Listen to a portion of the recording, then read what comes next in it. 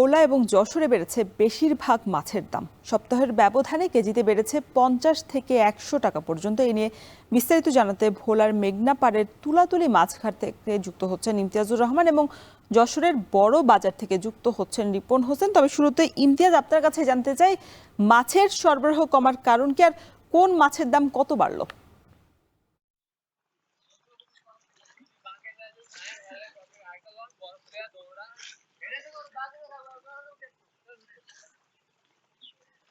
রওশন, আমি রয়েছি ভোলার মেঘনা নদীর পাড়ে তুলাতুলি মাছ ঘাটে। এই ঘাটে মূলত মেঘনা নদীতে যে সকল জেলেরা জাল ফেলে মাছ শিকার করে তা নাকি বিক্রি করেন, কিন্তু আজ সকালে ঘাটে এসে একরকম বিগত দিনে যে চিত্র, উৎসবমুখর চিত্র থাকে, মাছের জেলে পাইকারদের হাকডাক থাকে, তার অনেকাংশ নেই বলে আমরা দেখতে পেয়েছি। কেননা জেলেদের সাথে কথা বলেছিলাম, আরবদের সাথে কথা বলেছিলাম, তারা বলছেন নদীতে এই সময়টাতে যে পরিমাণ ইলিশ সহ নদীর মাছের সরবরাহ বৃদ্ধি পাওয়ার কথা বা পাওয়ার কথা ছিল, কিন্তু ওই পরিমাণ তারা মাছ পাচ্ছে না। তারা রাতভর জাল ফেলেও কিন্তু আসানোর ইলিশ ও অন্যান্য মাছ না পাওয়ার কারণে ঘাটগুলো এখন শুনশান নীরব অবস্থায় রয়েছে, এবং যে সকল মাছ পাচ্ছেন তারও দাম একটু তুলনামূলকভাবে বেশি বলেও কিন্তু তারা বলছেন। এতে করে প্রভাব কিন্তু চাষের মাছের উপরে পড়েছে। বিশেষ করে নদীতে ইলিশ ও অন্যান্য মাছের সংকট থাকা চাষের মাছের উপরে প্রায় কেজিতে 30 থেকে 40 টাকা, কোনো কোনো মাছের 20 থেকে 30 টাকা পর্যন্ত বৃদ্ধি পাওয়ার চিত্র কিন্তু আমরা দেখেছি।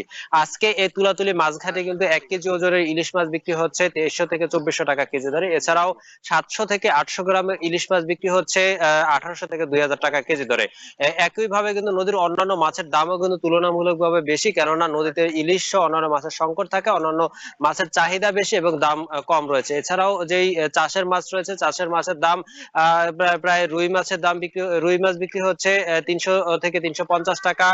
মৃগেল মাছ, কাতল মাছ, প্রতিটি মাছের দামই কিন্তু তুলনামূলকভাবে বেশি। তবে জেলা মৎস্য কর্মকর্তার সাথে আমি কথা বলেছিলাম, তিনি জানিয়েছেন এখন নদীতে পর্যাপ্ত পরিমাণে পানির সরবরাহ কম রয়েছে, এবং নদীর যে সাগর মোহনা যেই বেশ কিছু ডুবোচর রয়েছে, ডুবোচরের কারণে কিন্তু নদী থেকে, সাগর থেকে ইলিশ সহ অন্যান্য মাছ নদীতে প্রবেশ করতে পারছে না।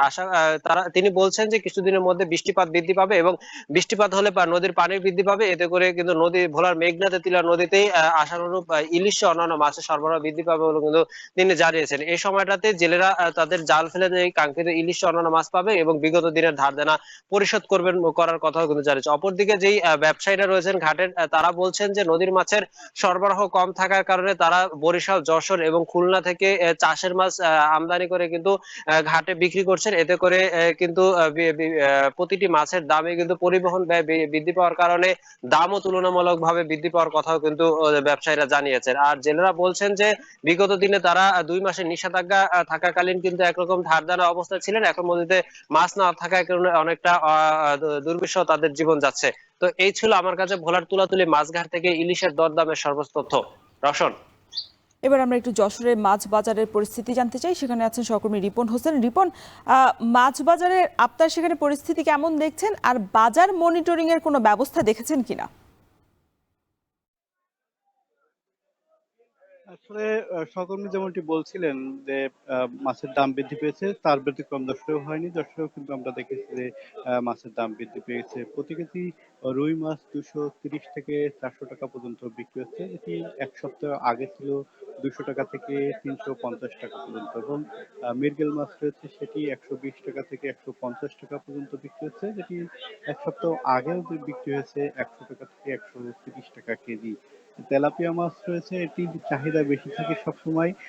এই মাছটি বিক্রি হচ্ছে 120 টাকা থেকে 150 টাকা, যেটি এক সপ্তাহ আগে বিক্রি হচ্ছে 100 টাকা থেকে 130 টাকা পর্যন্ত, এবং শিং মাছ বিক্রি হচ্ছে 400 টাকা থেকে 450 টাকা, যেটি সপ্তাহ ব্যবধানে বেড়েছে কিন্তু দাম।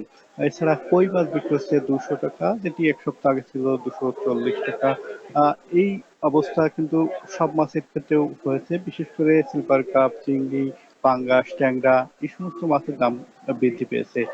যারা বিক্রেতা রয়েছে তারা বলছেন যে তাদের যে আড়তগুলো রয়েছে, আড়তগুলোতে মাছের দাম যে পরিমাণ রয়েছে সেই তুলনায় খুচরা বাজারে কিন্তু মাছের দাম বেশি রয়েছে। যারা ক্রেতা রয়েছেন তারা কিন্তু আসলে বলছেন যে বাজার মনিটরিং ব্যবস্থা জোরদার না করার কারণে এই যে মাছের দামটা সাধারণত বৃদ্ধি পেয়ে থাকে। আমরা বাজার ঘুরে দেখেছি যে বাজারে যে মনিটরিং ব্যবস্থা সেটা কিন্তু নাই বললেই চলে এবং গত কয়েক মাসের ভেতরে বাজার যে মনিটরিং ব্যবস্থা সেটি করেনি। তো এজন্য যারা ক্রেতা রয়েছেন তারা কিন্তু অভিযোগ করেই থাকেন যে সিন্ডিকেট মাছ তাদের মাধ্যমে এই দামটি বেড়ে থাকে এবং যে সকালবেলা মাছের সরবরাহ বেশি থাকলে মাছের দাম কম হয়, সরবরাহ কম থাকলে মাছের দাম বৃদ্ধি পেয়ে থাকে। সব মিলে এই ছিল এখান থেকে আমার কাছে সর্বশেষ। দেশের সবচেয়ে মজবুত আরএফএল ল্যাডার